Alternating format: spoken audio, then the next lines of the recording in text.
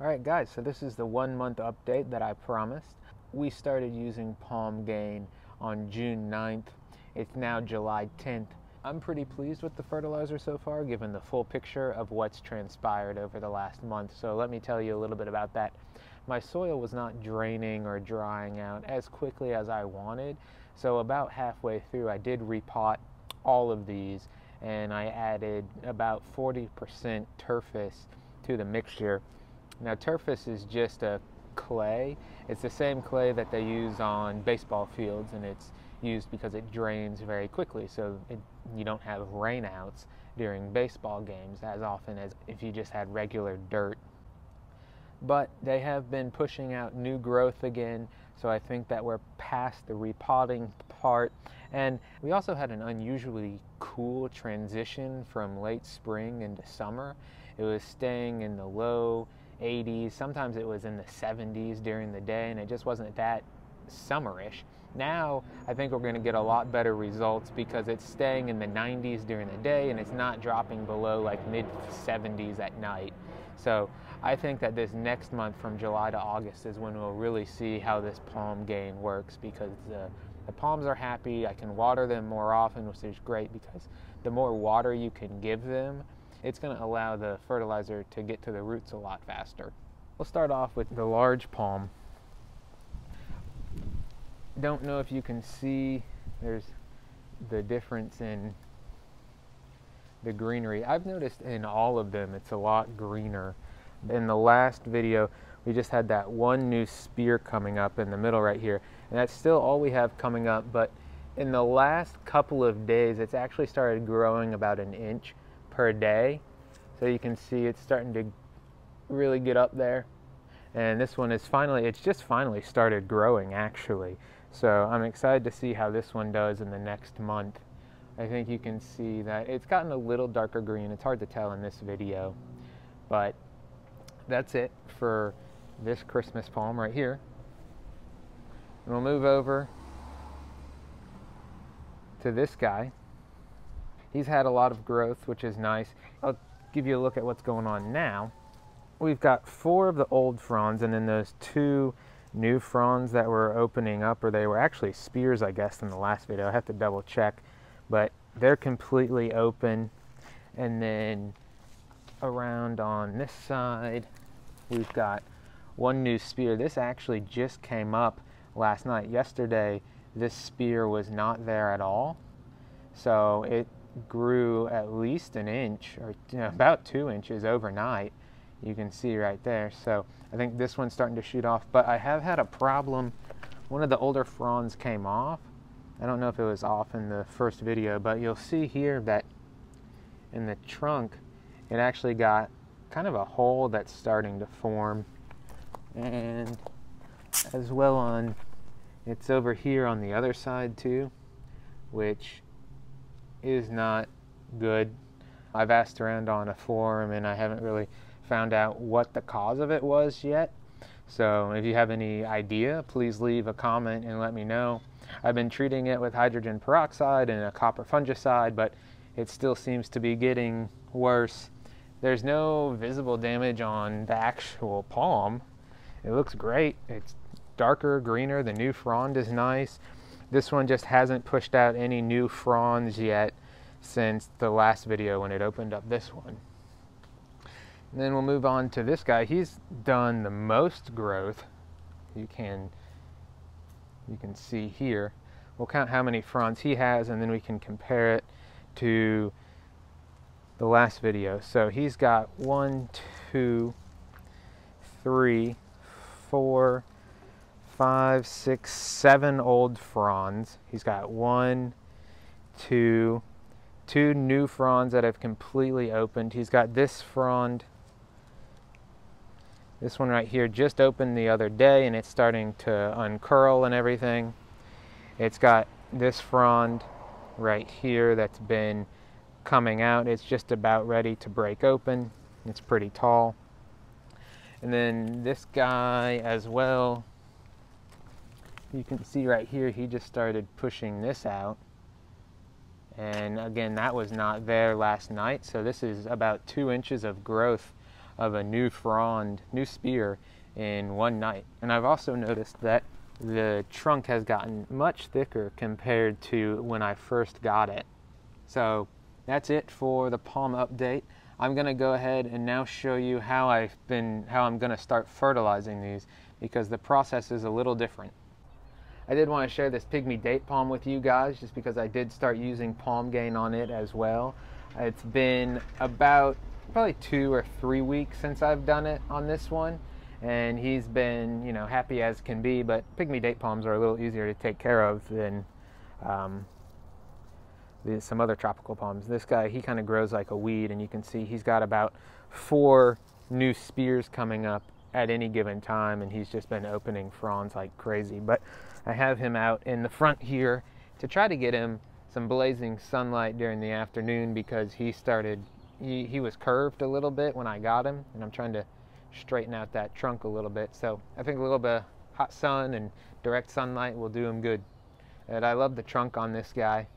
Okay, so what we're going to do here with the fertilizing is a little different. I've found that these palms really love seaweed extract, and it's a great little trick for when you transplant them. It really helps the roots not have as much shock. So all you have to do is add 1 tablespoon of this to a gallon of water. I use distilled water, and it doesn't have to be an exact science, just about a tablespoon to a gallon. I'm going to use that just to pre-treat the roots, because the PalmGain tells you that you want to apply it to a wet soil. And so I'm going to wet the soil with that, and then apply the recommended amount of PalmGain to the soil, and then I'm going to water it in. So I'll let you guys watch that. Alright guys, so this doesn't have to be an exact science. Just shake it up a little bit and get that nice and mixed in there. Keep the mosquitoes away while you're at it. Don't want any viruses. And then I'm just going to add about a tablespoon to this gallon. Like I said, not an exact science, just a little bit right there. I'll put on the cap and shake it up. And this, again, this is something that's a little stinky, but the main thing to look out for is cats and animals. They will smell this, they'll think they smell fish, and they will start to go to town on your soil, digging around, trying to find their treasure. And the only thing they're going to find is a bunch of roots and your sadness. So be sure to just keep an eye on it and be aware that animals will smell this and they'll think it's for them. Add some of this to our watering can, and then I'm going to use this to prime my soil and keep it wet, and then we'll add the fertilizer after that. Add a little bit of this in there, like so. Get it all around. Prime that soil nice and easy. Don't want any dry soil that we're applying the fertilizer to. Do you guys know why the PalmGain shouldn't be applied to dry soil? Please leave a comment and let me know.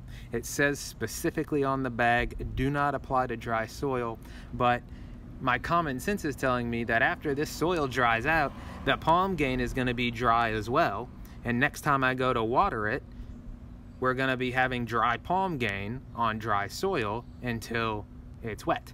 So if you guys know the science behind that, please enlighten me. Would love to know. All right, so we can see that the water and seaweed compost tea is coming out the bottom of the pot. It's draining down my sidewalk. I'm sure that's going to smell nice. I'm going to have to wash that away. But so the soil should be good. I'm just going to come in here, and I'm going to add about a tablespoon and a half, which is one of these scoops, to the soil. It says for a 6-inch pot, 1 tablespoon, and for a 10-inch pot, you want to have 3 tablespoons. This is somewhere in between a 10-inch and a 6-inch, so I'm going to do a tablespoon and a half. How's that science for you? Bam! All right, so it says the last thing you want to do is mix this lightly in about 1 inch to the soil and then water it. So I'm going to go ahead and put the fertilizer and the water on all the other pots first, then we'll mix them in, and then I'll come back and water them. Alright guys, so we've got the fertilizer applied to all the palms and there's nothing left now but to water it in. I won't bore you with too much of this. Some people just set a hose in there and let it fill up several times. It's probably no real science to it, but I just use this little shower head attachment and I try to evenly disperse it so that I don't disturb the soil too much. I just want to get some water on there. I'm not trying to cause a tornado in the pot, you know what I'm saying? So I just let it soak a little bit. I get the water all the way around, hit all of the fertilizer. I let it soak in for a minute, and then I go back and hit it again. And I'll do this several times just until I get a feel for how much water is coming out of the pot and how thoroughly I think the soil's been watered. Once I'm done doing this, I'm going to move these palms to the backyard just so that you can go ahead and get a better comparison of how they looked a month ago, because that's where they were when I shot the first video. So it's kind of hard to tell in these shots up front at the beginning of the video just how different they look compared to the previous video. So let me finish watering these and then I'll bring you guys back around to the backyard and I'll show you just how much these have grown. Alright guys, so I'm pretty sure I have these set up the exact same way that I did in the first video. And you can see that they're a lot more full now. The lighting is different because it's later in the day, unfortunately. But I think we can see that there is been a slight change in the darkness of the fronds, even the older fronds. And that's interesting because a lot of times if you lose color in a frond on a palm tree, you don't get it back. But it does seem like some of these palms have gone from a yellowish green to more of a darker green. Not substantial, but the new fronds are definitely darker than the older fronds here. But the older fronds still seem to have a little bit more depth to them. So for this one, we've got 1, 2, 3, 4, 5, 6, 7, 8, 9, 10, 11, 12 fronds, and 2 of them are spears. We've got the one brand new spear over here, and then we've got this spear right here that's just about to break open. Moving on to this one again, I haven't noticed as much of a change in the greenery.